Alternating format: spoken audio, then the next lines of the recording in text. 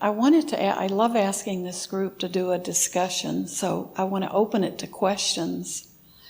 Otherwise, I'll talk about some other things. So if you have questions or comments or ideas or thoughts that we can engage in, I'd like to do that. This Wednesday night group is a good group.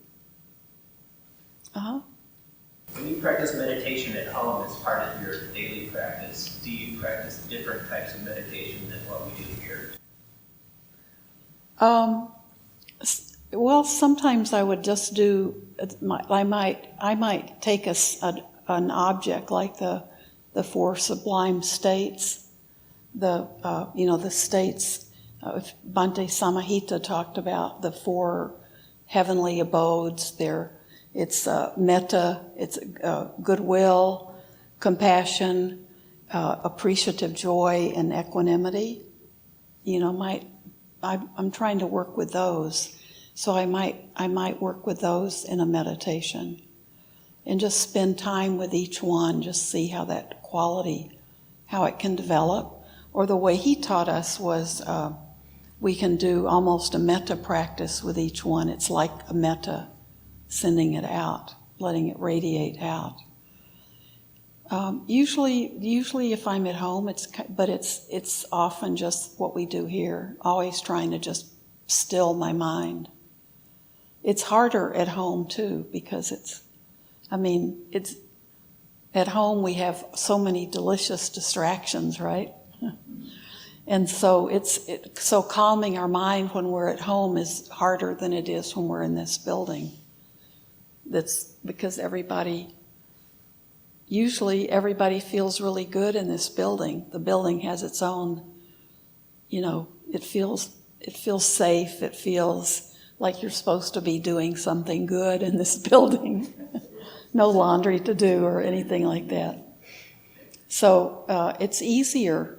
It's easier here. So at home it's usually more, it's a little harder for me at home.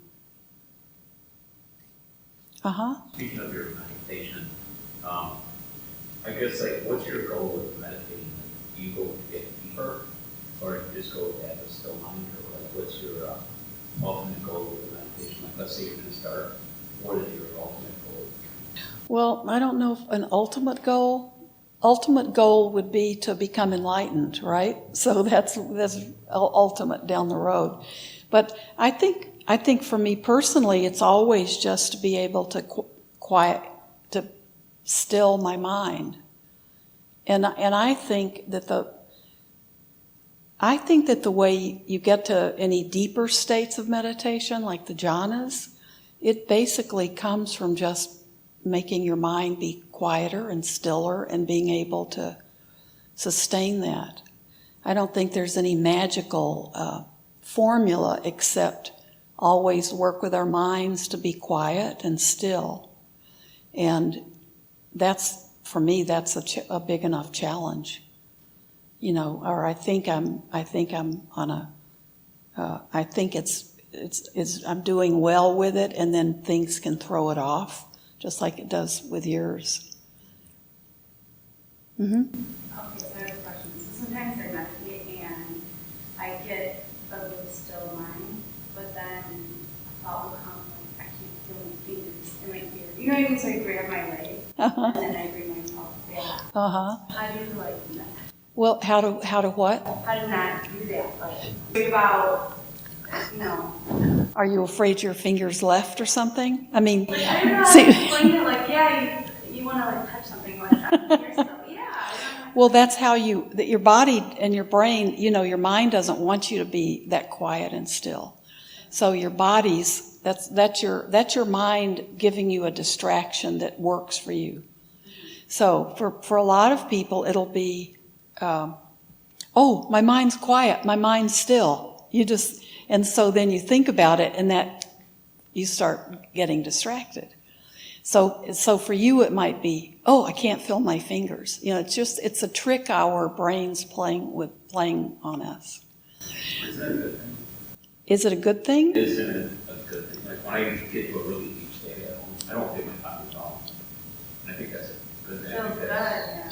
Yeah, Oh, good that she doesn't feel her fingers? yeah, I think that's a good sign that's saying that they would weakness. I would think. But it distracts her and gets her out of it. It gets, What would I do? well, like my toes will fall asleep, especially on a kneeling cushion, but that doesn't mean I'm in a deep state of meditation. But I can either let that bother me, or I can just know, they're not going to fall off or anything. They're not gone. Like some people will be, even with their breath, if their breath gets so still, they think, oh, I'm not breathing. They worry about it. Yeah. And I always wondered, Bhante Sujata used to say, if you don't think you're breathing because your breath is so still, don't worry because you're breathing. Your body's going to keep breathing. And people can actually, because that didn't happen to me. But it does to a lot of people. So for you, it's kind of, oh, you can't feel your fingers. So that's your brain just trying to trick you into getting distracted. You're on your way there to that deeper state. And so the brain's like, I want to play. It doesn't. Excuse me, I said that I could be wrong, but I think I used to focus more on the breath and breathe into that. Yeah, you always, when you see you've become distracted, just come back to your breath. And you can get to where if you just keep coming back to your breath and you don't let it, there's like nothing, if they do fall asleep, that's okay. And you can tell yourself early on if you can't feel something or if you can't feel your breath, that's okay. Your body's going to keep breathing. And your hands aren't going to be, nothing's going to happen to them. But then you know when you in your meditation, all you have to do is know to keep coming back to your breath. Even when it's so subtle, you don't feel like motion or warmth as you breathe out or cool as you breathe in. You're still breathing. And you're okay, and the other things are just a little distraction. It's just like somebody making a noise and that distracting you. Your brain's just giving you little things to distract you. Yeah, so always like she said, come back to your breath. And it's okay if you don't think about it, if you just move your hands. You can move your hands without letting it distract you. But you'll be okay. It's good you get deep enough that your brain wants to disturb, that your brain has to throw something out to disturb you. I was just going to say that happens to me frequently when I fall asleep. And I've probably read somewhere that if you are experiencing pain during your meditation, it's okay maybe to, instead of having your focal point be your breath, keep your focal point be the pain, and be mindful of the pain so that you can calm yourself down through it and talk yourself into knowing that it's okay for something to fall off. Yeah, and it's okay too if you have pain, you can use it to become the object of your meditation. But I think what your fingers are is you said you're just getting into a kind of real quiet, still place. Falling asleep, I just want to grab onto something because I don't do it. I don't know how to say that. You don't fall asleep with pins and needles, but I don't put my hands on my legs anymore or something. I think because it takes you out of that calm state, it's still your brain kind of playing with you. But that's a very good point. If you feel pain, you can also realign yourself. We don't have to sit like a rock.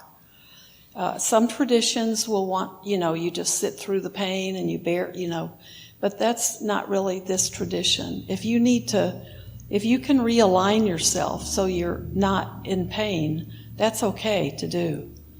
But you can also say you have chronic pain, or you could wiggle all day and you'd still have a certain spot that was painful or tight. You can let that be the focus. Or if you have a headache, you can just let the focus take it off your breath for a little bit and just let it be focusing, kind of breaking down that pain or that constriction.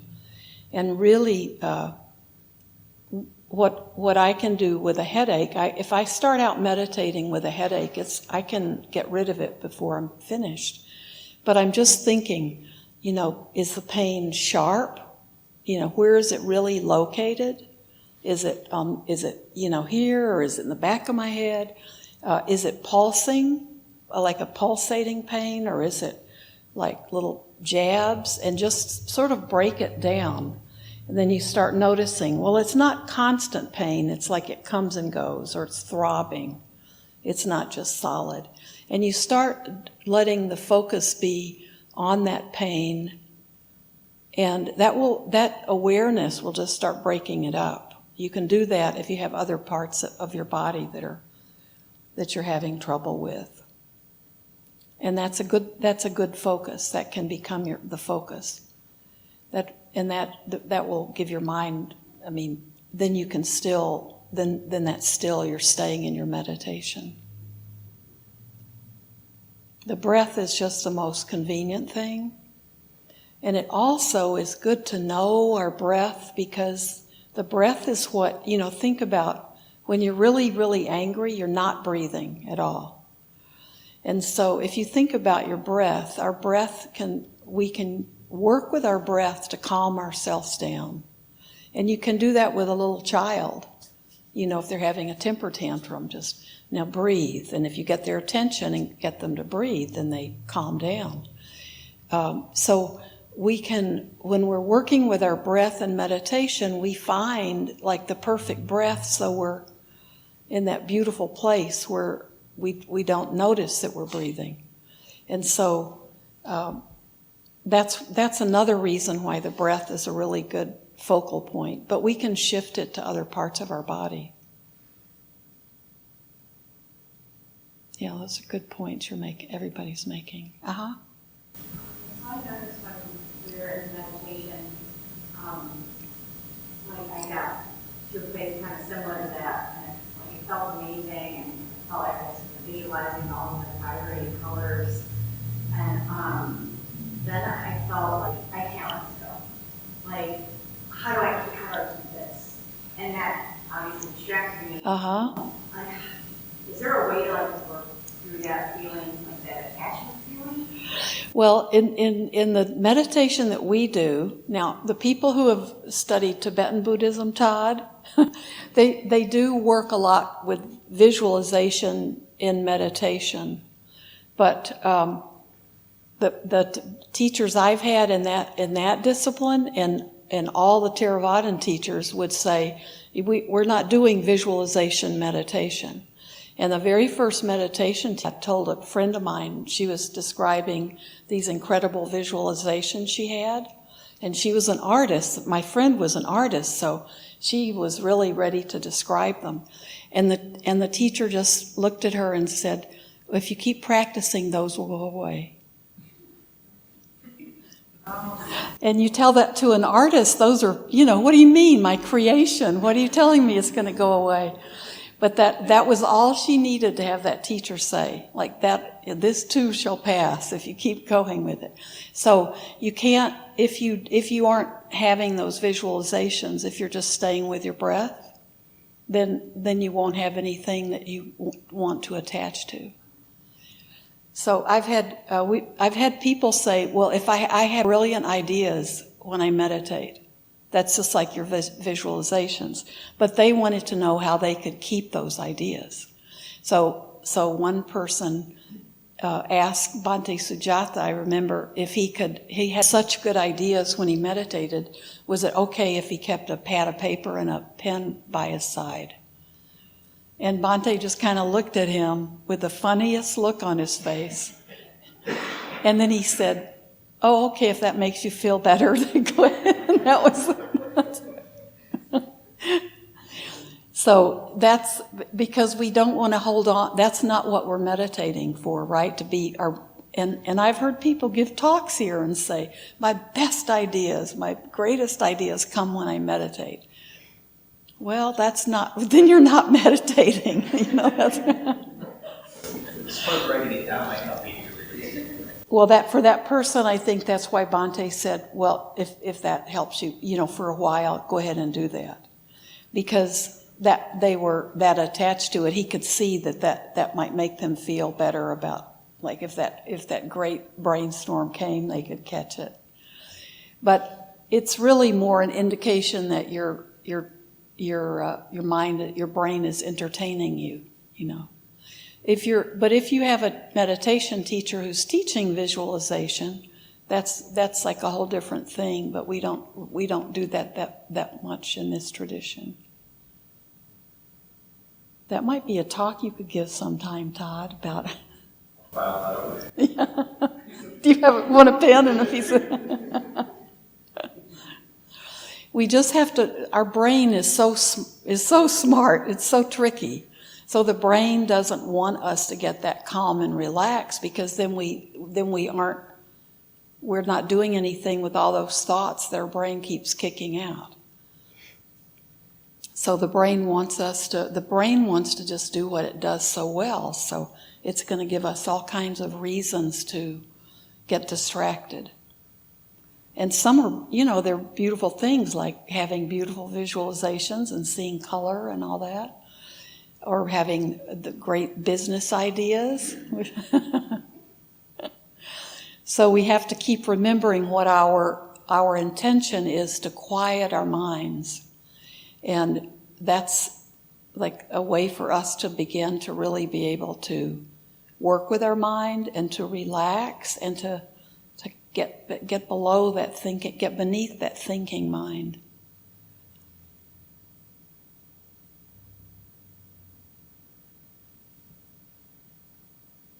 Well, speaking for myself, I think one the benefits of meditation is I can increase or strengthen my concentration. And the other part is I also see how easy it is for thoughts to arise in my mind. And I can also see how easy it is to drop those thoughts. So when I'm not, actually meditating in the chair, say I'm driving, and something irritating happens, someone's driving slow in front of me or fast behind me. I can catch those thoughts as soon as they arise of irritation. And I can see right away that it's not good for me, it's not good for anyone else. And so I can just drop them, because I've been practicing dropping thoughts for years. Mm-hmm. I've been practicing strengthening my concentration. So that's what really helps me a lot with my meditation. When you talk about increasing your concentration, would you describe what that is for you? Yeah, bringing the mind focus to bring it back to the breath. And not letting it wander off to who knows whatever.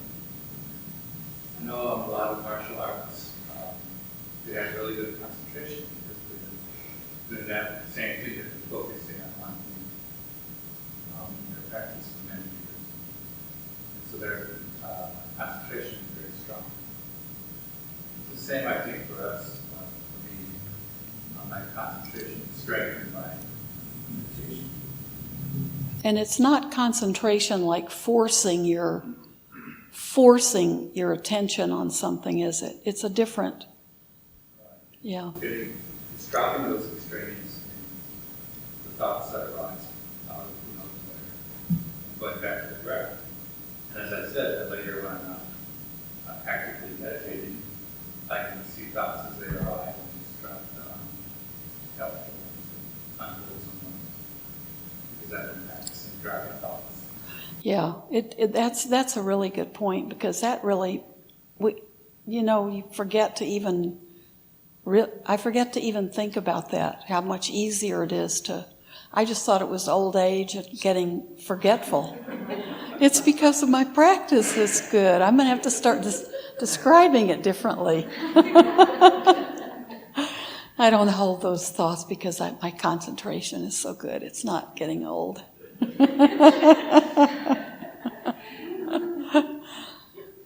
Which means you drop things like anger or irritation. You can drop that, right? Because you just know how to keep coming back. Yeah.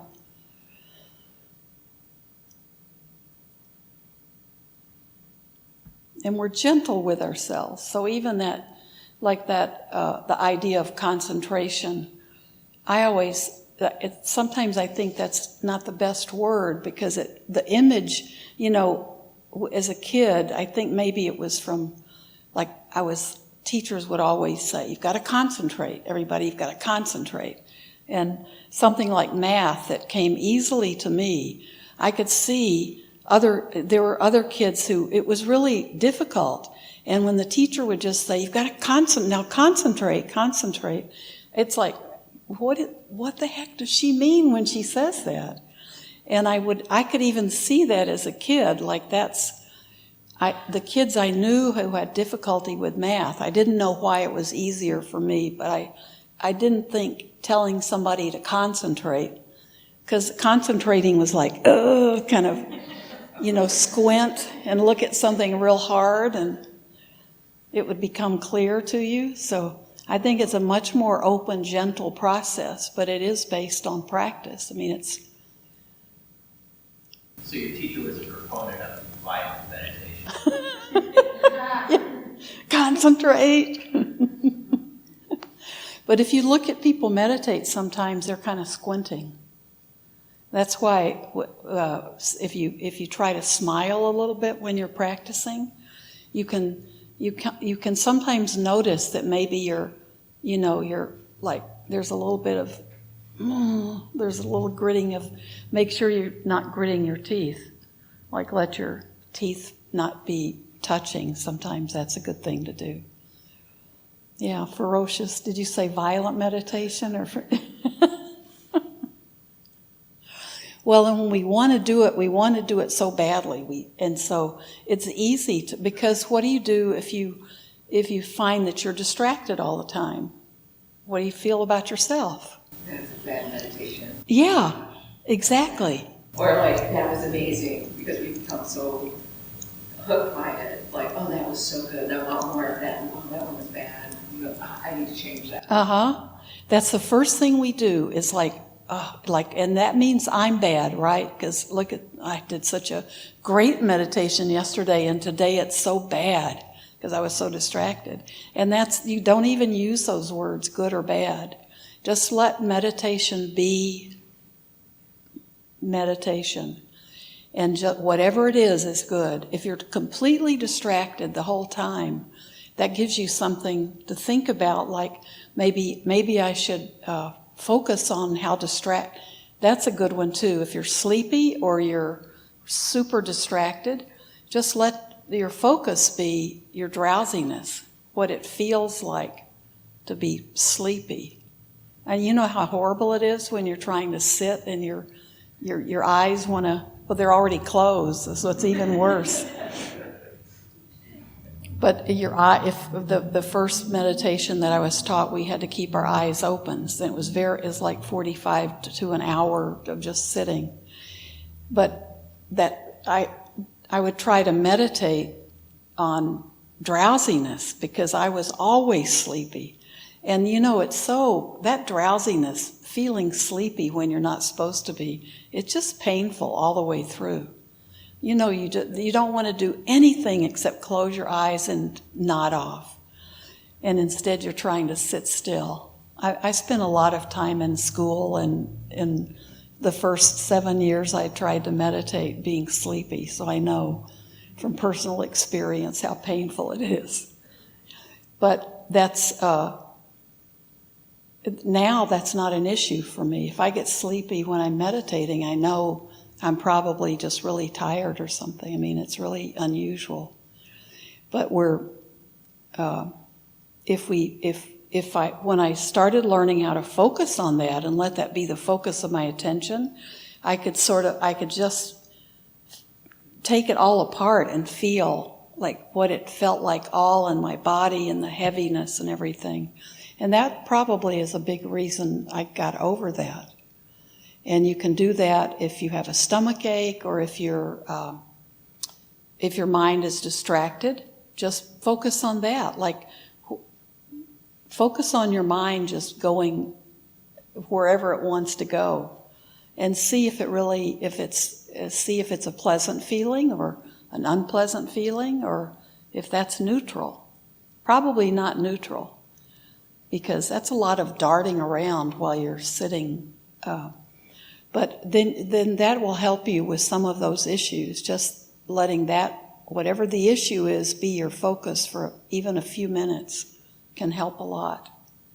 But then don't judge yourself. That's the worst thing we do, because most people will never start to meditate because they've convinced themselves through some experience years ago that they can't meditate. So maybe somebody said, oh, here, sit down and be quiet and don't think, and sit down and meditate. And then they were daydreaming and doing what any normal person would do. And so some people have convinced themselves from some experience that they can't meditate and that they have monkey mind, like the rest of us don't, right? And that we all know we have monkey mind. I mean, if only a few weird people had monkey mind, the Buddha wouldn't have needed to use meditation as a technique. We would just take the monkey mind people and lock them away somewhere, right? Reprogram them. So if you think your mind is crazy and wild and you're ADD and you're this or that and you can't meditate, that's how we all think. And we think it sometimes after we've been doing it for a long time, because we're humans. So what you need to do is learn to just be so delighted every time you have time to practice. And just make it be joyful and make it be gentle. And let yourself, if you're totally restless, just let yourself enjoy sitting quietly. And you have the excuse to tell other people, leave you alone because you're meditating. And just spend your time sitting quietly. And you can watch your distracted mind, and that counts. But the worst thing to do is then the other time people quit is they try it for a while, and they think they're making some progress, and then something happens, like something changes their schedule. So they can't go to meditation group, or they lost their little window of opportunity of sitting at home because of a change in something. Or they went on vacation.